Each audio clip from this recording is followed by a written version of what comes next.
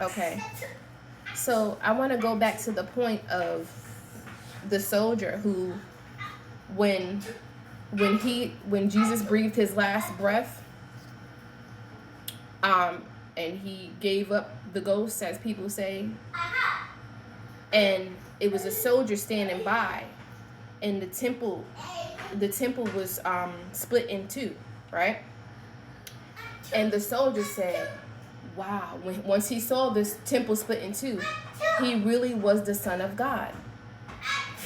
We know the word says, blessed are those that believe without seeing, right? And so these Pharisees, Sadducees, and even Jesus' own people, the Jews, they couldn't believe that he was the Son of God when he did his miracles. They couldn't believe he was the Son of God when he healed the sick and raised the dead and preached the gospel. And a man who came and a man who knew no sin, right? They couldn't believe his power and authority as he walked with them, doing wonderful things, wondrous things, extraordinary things in the face of them, right? They couldn't believe because of hardness of their heart, right? And unbelief, right? Without faith, it's impossible to please God.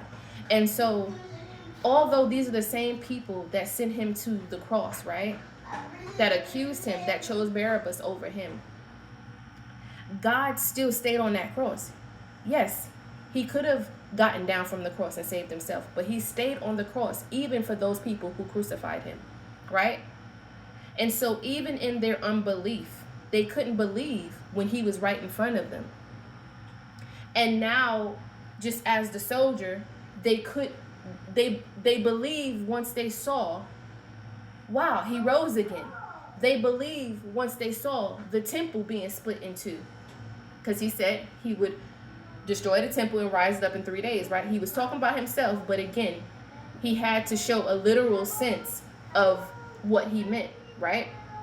Because it's not given to others to know the mysteries of the kingdom of God. And so he has to speak to them in parables, in code, but also give them a literal illustration of what that really means, right? Showing them his power and authority, that he can do whatever he wants, and he's going to do what he said he's going to do, right?